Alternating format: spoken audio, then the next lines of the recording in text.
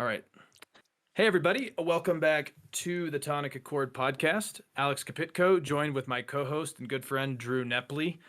We both studied at Chapman University, both work in different forms of politics and public policy, and we just have some thoughts on politics that we love to share. And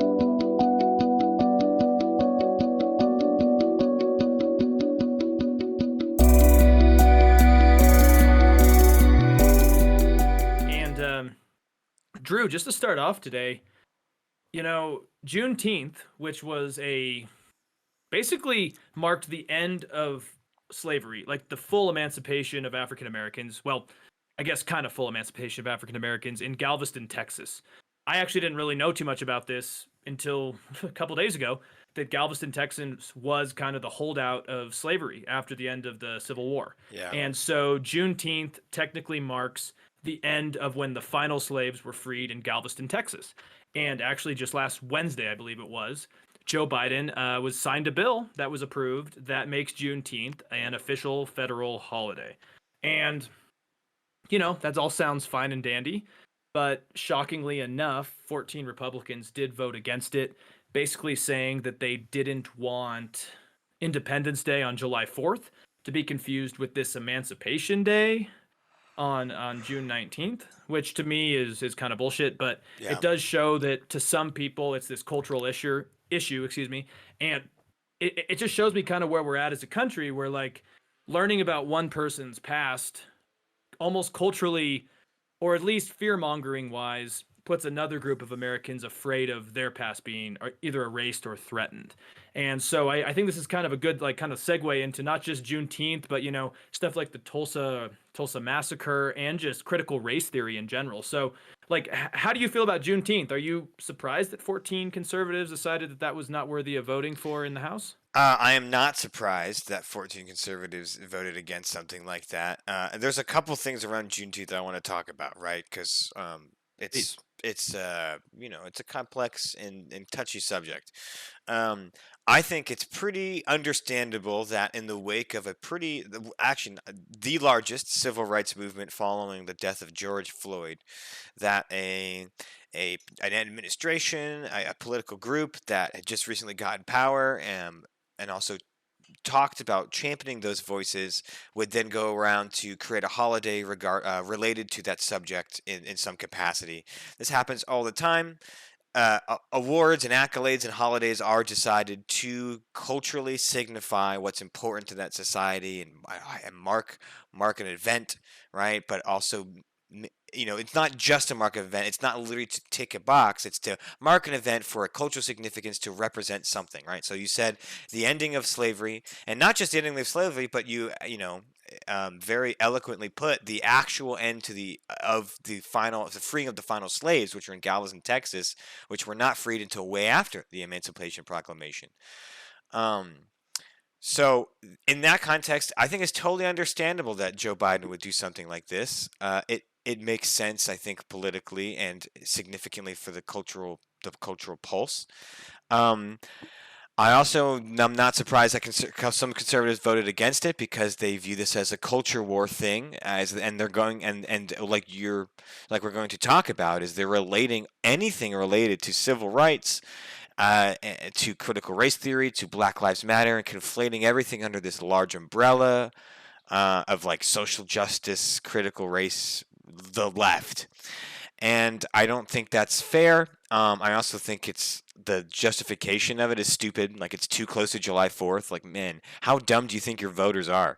And so that's a stupid justification. Now, I do want to mention that there are some interesting criticisms I've heard, especially from some African American people, against Juneteenth, which is I think worthy of noting. Some criticisms I've heard is that if you look at other holidays that have similar levels of importance, where you get a day off or something like a Memorial Day or a Veterans Day, very quickly you realize, like, some people consider it that it'll very quickly become something where it's about mattress day sales. It's more about getting your car dealership sales.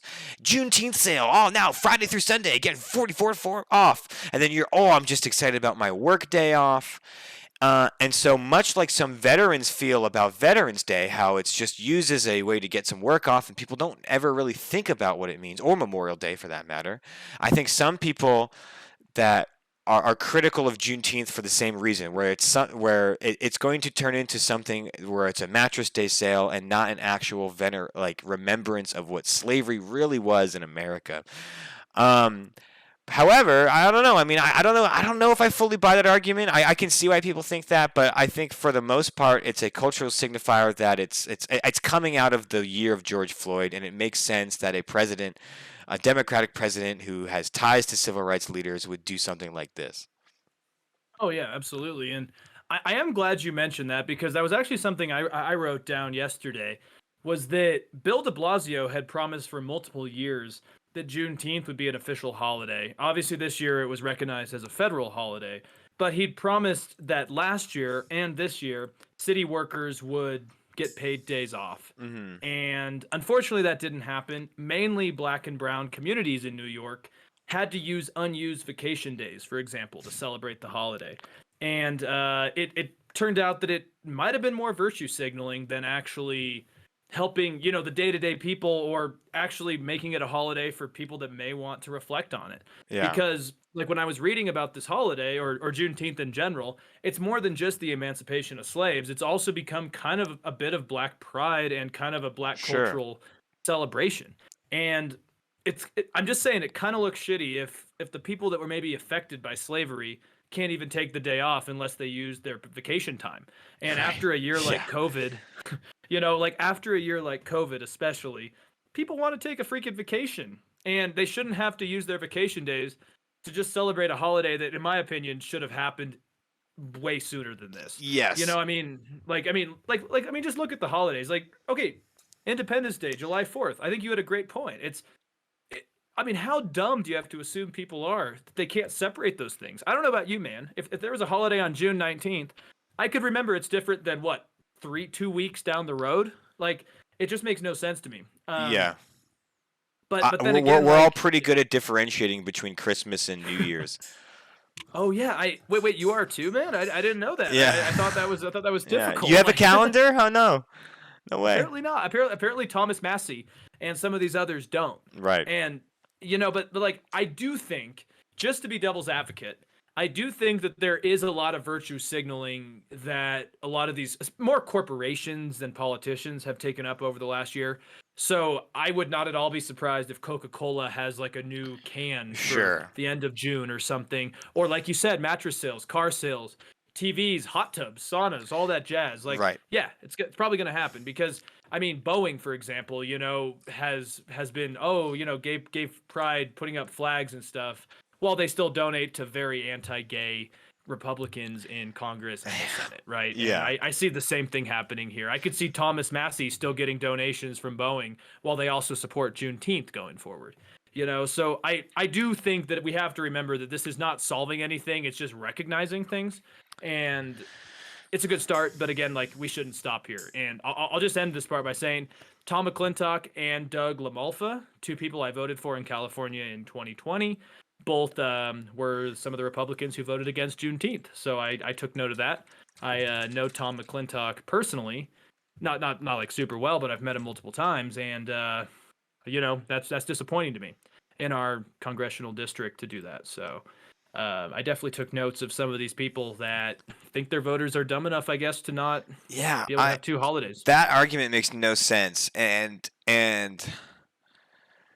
I don't know. Yeah, that argument makes no sense. That's too close to July 4th. It's so obviously like just to save face. Like, it's so obvious that anything related to civil rights or history of black slavery is now being thrown into the pot of modern day culture war. And it's a shame. It's like, gosh, we can't even honor, like we can't even like remember the day that slaves were freed. Like no, like how no one's pro-slave, or no one should be. No one should be pro-slavery. Like we can't even like remember the day that like finally we got rid of this atrocious humanitarian act or anti-humanitarian act in our country. And you can't even celebrate that because it's somehow now tied into modern day politics with Black Lives Matter protesters. Like, oh my God. It just goes to show that this is a problem where things are being conflated into this massive culture war. And the virtue signaling is certainly like you said, like maybe like Coca-Cola doing a Juneteenth Coke can is virtue signaling, but Republicans voting against a Juneteenth bill to celebrate it as a holiday is also virtue signaling. That is Right. virtue. That's signaling to their voters that I don't stand with BLM, even though BLM has nothing to do with this holiday, right? I'm sure people in BLM have an opinion on it, of course, but like those are two different things. Like police justice in modern day America is a different topic than slavery in the 1800s. And so it's like, but people are conflating these things because of this culture war, and which brings us to our next topic, which is critical race theory. This is something that has been touted a lot. I think Fox News mentioned critical race theory 1,300 times in the last 7 months on their broadcasting. So it's a conversation that's come up a lot. So we're going to talk about today what is critical race theory, a little bit about what that is, and then how it's being used in the modern political context, and what is going on around it, the political action around it. So what I do want to be careful with that is like I kind of don't want this to be like a debunking or a bunking, I guess, of critical race theory, um, because as we'll talk about, I think it's being misconstrued.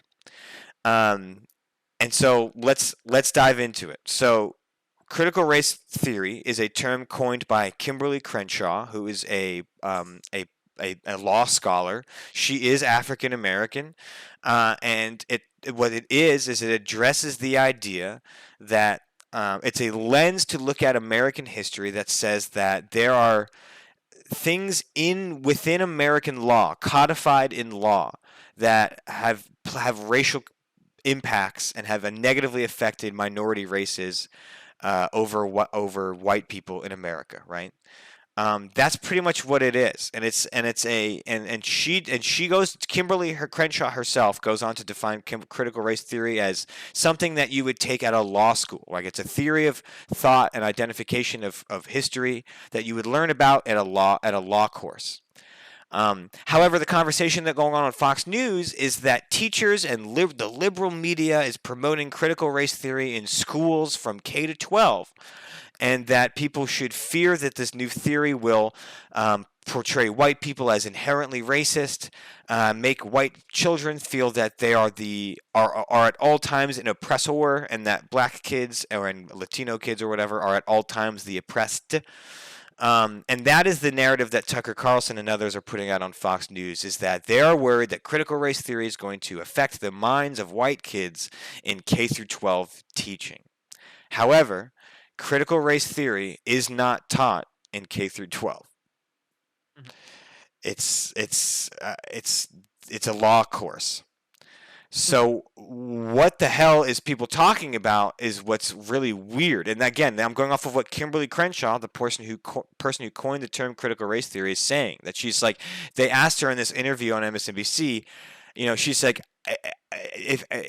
if if it's news to you that critical race theory is being taught in schools across America, it's news to me as well. I wish it was, but it's not. Because I believe me, I wish my theories had been taught all across the board, but they're not. So what the hell is going on? Like what do you think is happening around critical race theory, and what are your thoughts on it? So I actually, it's kind of a false equivalency, but I'm going to use it for this because I think it holds true. It's much like cancel culture. I think critical race theory is being ignored. Like its negatives are being ignored by the left and completely overblown by the right.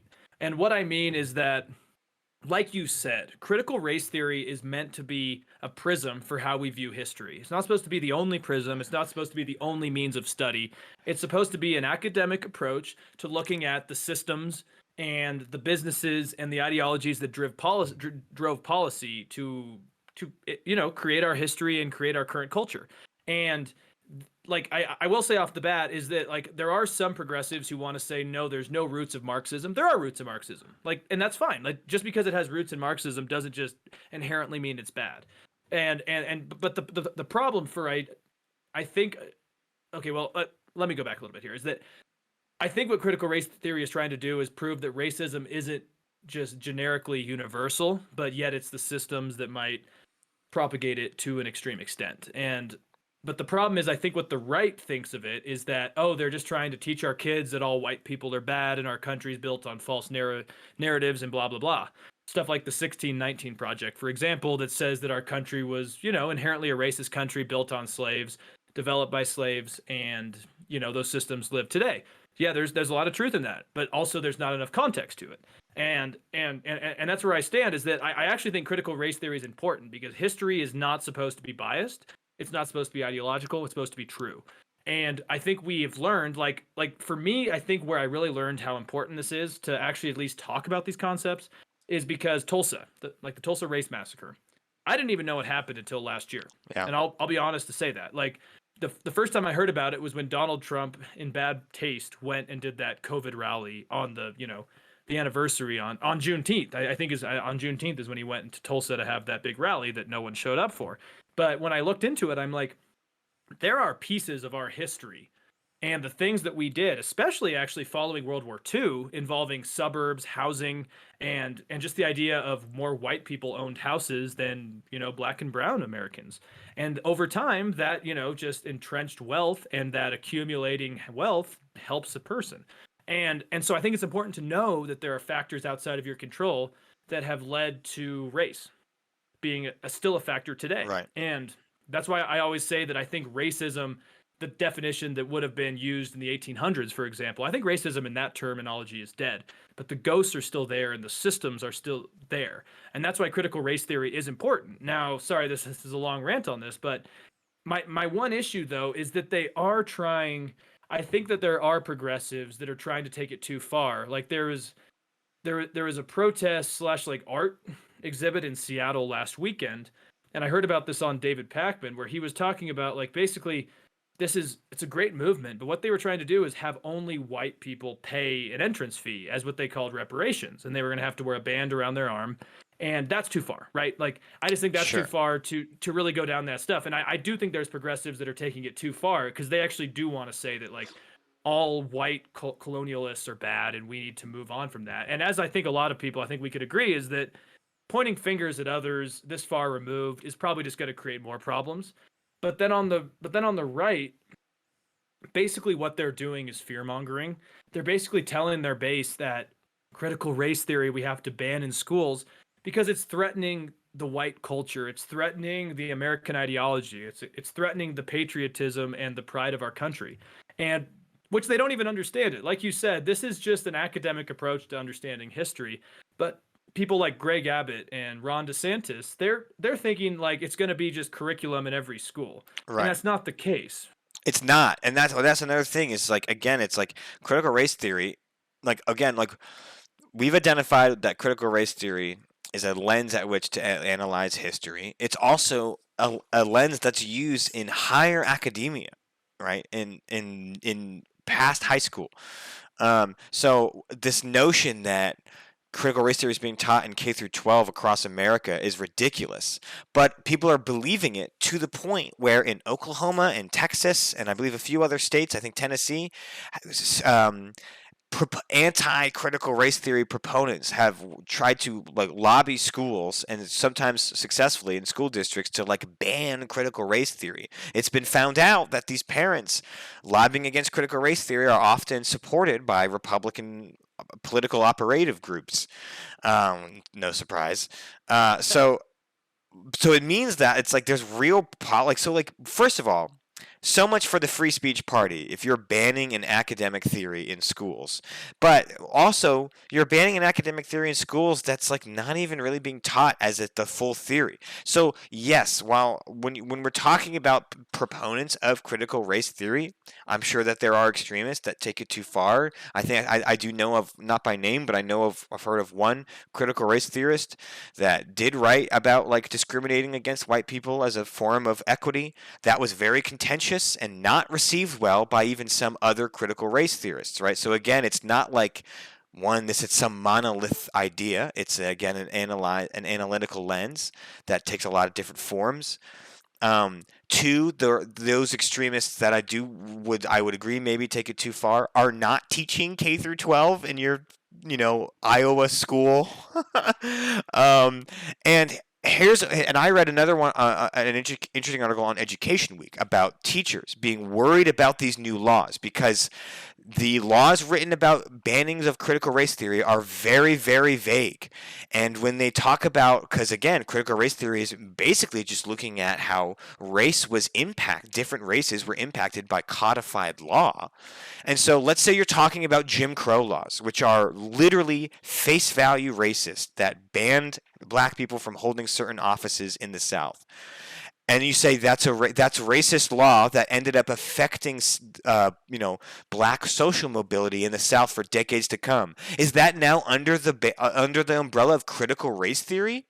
Because you're saying that there's codified American law that has effects on racial disparages and inequity over decades of change. And then now you can't teach that at a public school? You can't teach Jim Crow at a public school because it's under the guise of critical race theory? Or what about redlining, where banks, where government officials would deem certain areas as financial liabilities so that banks would then be less inclined to give out loans to black business owners and black homeowners? And then you go to explain on how that had a real real estate value impact in neighborhoods in certain areas. Is that now are you banning the teaching of history because now that is somehow under the guise of critical race theory? So that's where this problem is they don't give a shit about what critical race theory is. They don't give a shit about how Kimberly Crenshaw defines it and how it's taught at the law level. They want to put it as this boogeyman of the Black Lives Matter Antifa protesters with that are tearing down Seattle are somehow also the teachers in your K through 12 schools that are going to make your kid into some self-white hating, whatever. And it's like that is such a ridiculous argument based off of already, like, every step of that argument is based off of an illogical argument to begin with, that it's just stupid.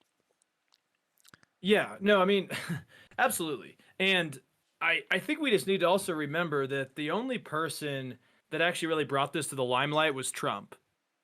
Before, I think it was not last year, 2019, was when Trump introduced bills to ban critical race theory. Right. And to Trump, it was a battle he wanted to choose to fight involving the culture war. I think it, unfortunately, like everything Trump does, he touched it and it went sour. Because I do think there isn't sometimes enough recognition that I don't think a lot of progressives know what it is either. Sure. I really don't. That's fair. And that's why I think we're having such a clash of cultures on this issue. Is the right thinks it's demonizing all white people because of their past, and a lot of progressives want to use it as a way to bring accountability to the ghosts of racism's past. But how you do that gets tricky. And I have seen that there were states like Washington, Oregon, and California that were trying to introduce bills to make this curriculum. I don't think they passed as of now. But there is a conversation to be had about how much of this curriculum do we want to put in schools and which parts do we do. And my issue is, at least, like, I do think there are progressives who just want to demonize white people and say that white people have caused these structural imbalances. And that's not particularly wrong, to be completely honest. Who? But what was that? Who on the left has said?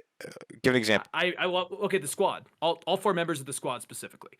Okay. And they are elected officials that have a platform. And also, I would say people like Joy Reid, who you actually have up on the screen, she has not been sometimes productive in this conversation. And so my point is that if you have the right, What? So, because I don't know what you're talking about. What has the squad said that they want to demonize white people? Like okay, what leads you to believe that? it's more the idea of just pointing fingers at white people for, say, like AOC, for example. She said after the Juneteenth bill, well, actually, it's not really a great solution for that, but she basically said that it's like just white privilege to not vote for it. But if you looked at, for example, like Thomas Massey, who I don't agree with on much, his was a more technicality of the culture war, but they were blaming it on race, culture, and everything else along the way. And like, let me see, I actually just typed it in, so let me pull this up because I did have a good article on. Let's see where, here it is. Just give me 1 second. So, no, this is on Australia actually. That's a whole other one, but no, I'll For sure, for sure. I mean, I'm not trying to like, I'm not trying to like gotcha. hey, I just, if they have something, you did get me, because like the thing is, as I have seen it, I just don't have the like sure. I in mean, front of me. that's okay. That's okay. But there is kind of a more leftist kind of way to say that, like, in order to make ends meet, or in order to create advantages for the disadvantaged, we need to point fingers at the advantaged that are historically advantaged. And I don't particularly think, from my understanding of critical race theory, that is part of the doctrine, though it has been rooted in some of the new conversations that I'm saying the squad have been saying. And I'm just saying AOC specifically is very, very good at doing this. Same with what's her name, Ilhan Omar, are very good at kind of just saying that, like, if you're white, and this is something they were saying, is like Ilhan Omar had said that involving Palestine and Israel, white people should not have a perspective on that, yeah, because that's they're part stupid. of the colonial powers. And so, okay, so now as I'm speaking, I'm elaborating a little bit on this, but like, that's to me what I think a lot of progressives think parts of critical race theory are, is that if you're not part of these marginalized communities, you don't deserve to speak about them. And I don't know if that is particularly a helpful way to go about these issues either. Right. I would say that from what I understand, from what I gathered from Kimberly Crenshaw, who's from what I understand, the lead scholar on this theory, that it's not about excluding white people. Right now, if there's people saying that, I mean, they should be validly criticized. Ilhan Omar I'm certainly not a huge fan of her, and her comment about us not, you and I not being able to even have an opinion is stupid. So that's a good example of Wait, really quick. Here's another question. Do you think white people apologizing all the time? Like, because I do see, like, a lot of politicians and public figures are apologizing more than ever. Like, for, like, I'm sorry about X, Y, and Z. I mean, sure, I could be white. I think everybody has to apologize for everything these days. I think that's just a cultural thing in general. Is like, but I hear people even on Bill Maher say, like, I shouldn't say this because I'm not, part of that X community that's, that said issue is about. I think it's important to caveat where my perspectives come from, but I don't think I should ever like you know what I mean? Like, I can say something like, I am probably not the best expert on critical race theory, right? That is true. So if anyone listening right now thinks of me as the leading expert on critical race theory, don't think that, and go to other sources, right? It's important to caveat that. So maybe maybe if I'm talking about the effects of Jim Crow on Black America, I can have an opinion and I can know some things, but I'm certainly not the best voice for that topic. I think that's really it. In my opinion, I think it's caveating that idea and giving the context of, hey, this is the experiences I come from and the perspective I have, and it might not have. It's not going to give you the full picture, but it's still valid. But back to your comments. I mean, like, I certainly agree that you're probably right. You are right that not even all progressives know what critical race theory is. I would agree with that, and I would also agree that in general, not only in general, but especially with something like this, people talking about these theories, especially on like media outlets or just even conversations like this, are not going to have the most nuanced approach. Well, you and I will, because we pride ourselves on that. But others, like talking heads like MSNBC or Fox News, are not going to have nuanced conversations about a very highly academic critical race theory, right? And so I can also see how someone like Ilhan Omar, who again, like, they're their little like gotcha tweets that get a ton of attention on woke Twitter are also not gonna have nuanced approaches to critical race theory.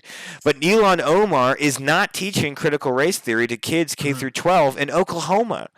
In fact, no one is, and so that's what's weird is like we can get into how much of critical race theory we want to take in our analysis of history, but I don't think we should go down that road. I think what's more important is realizing that these bills to ban critical race theory in certain contexts is a step back. It harkens back to the day of banning books or banning Marxism from teaching it in schools because of the fear that it's going to hurt our children. And that's the argument being made is when you look at Tucker Carlson talking about critical race theory, they're not attacking it in an academic way. They're not debating it on the academic integrity of the theory. They're saying that it's going to hurt our children and make your white children feel lesser than the other black kids. And I just don't think that that is as much of as big of as an issue as they think it is. It's a wedge issue. Now we can talk about, yeah, like does the theory go too far sometimes? Do some thinkers in that umbrella take it too far for my own comfort level? Sure, maybe, but it's an academic theory. There's a lot of other theories that we talk about that I don't think others take too far as well, right? We can talk about the billion others. It doesn't mean I want to ban them. It doesn't mean that they're poisoning the minds of our good white children. So I do think it's absolutely a boogeyman wedge issue being used as ammo in the culture war. Yeah, and just the last thing I'll say is like I think the outcome of this is we're going to have states where kids are going to be learning completely different things. Yeah. Learning history. I mean, we already have that though, right? Yeah, well, true. Common Core was kind of a major part of that, but now, I mean, like you have Ted Cruz, who's actually in a Twitter war with my boy Charlie Sykes at the Bulwark, because Charlie Sykes kind of called out Ted Cruz because Ted Cruz came out against critical race theory, saying it causes hate. And Charlie Sykes is basically like, okay, but why did you never come out against anti-gay or anti-abortion teachings in Texas curriculum or like that rhetoric? It's just to me, like the right is better at messaging than the left, like full stop. Like it or not, like they are very good at basically saying, hey, this is threatening this like basically what the Republicans right now want is patriotic education, and critical race theory threatens that patriotic education by basically saying like, okay, like not everything's perfect. The grass isn't always green. And a lot of Republicans don't like that. And yeah, I mean, I would just say that I think we need to maybe I'll take a breath. Maybe this summer it's time for everyone to take a breath. Like I just truly think that critical race theory, like if I could sum it up in 20 seconds, critical race theory mainly good. I don't like how it sometimes like it doesn't like I don't like how it sometimes categorizes people by race. Like Joy Reid, who I do bring up a lot because I do watch her sometimes, and like she said some very anti-Semitic and homophobic comments. And I wonder if she would be given the same platform if she hadn't been also a proponent of like the current political climate. And you could say the same about others on the right. Like, well, okay, I don't know about Joy Reid's comments, and if that's true, I mean, then screw her, right? It is. But it's still not the same as an academic plague in American K through 12 education system. No, it's not. No, it's not. But I think, like I said, I think we all just need to take a breath. Yeah. And I'm fine if kids learn that maybe the Pilgrims weren't the best to the Native Americans. I think that is a good step forward. Yeah. And I do think it's good to take a critical approach to looking at how systems define our culture. So yeah. Yeah. Just yeah, it's almost almost kind of like the deepfakes thing. It's just like when you see a story develop, and David Pakman had a really good thing I put about he tracks how a propaganda story gets thrown around, like where it starts from start to finish in the right wing propaganda machine, and similar to that, it's like when we talk about wedge issues, we talk about deep fakes, it's just like I think it was someone that was actually talking about the deep fakes had a really good point. If there's anything you see online, any kind of media, any kind of content that you consume that makes you either very happy and excited or very angry and depressed, if you're in those ballparks of like, whoa, that really gets me going, one way or another, do what you just said, Alex. Take a step back, take a breath, analyze, verify, because whether it's make you really agree with it or really disagree with it, there's a high chance it's been a little manipulated, a little altered, a little maybe not nuanced, right, pushed in one direction, whether it's Joy Reid saying some dumb shit or Tucker Carlson saying some dumb shit. A lot of the times they're not taking the most nuanced approach. And so I think this is a good one, whether we're talking about critical race theory. Look into what the theory is. Maybe read from some of the authors in the theory, and read some from authors that don't agree with it. But I would not form an opinion based off of Joy Reid. And I wasn't here for her. I was here for Kimberly Crenshaw, who is, again, the person that coined the term. That's why I don't really watch Joy Reid that much at all. Oh, yeah, me neither. But yeah, anyway, thank you all, guys, for this segment, for tuning in for this segment of the Tonic Accord. Let us know your thoughts. Are you worried about critical race theory being taught in schools, K through 12? Why or why not? And we'd love to hear from you.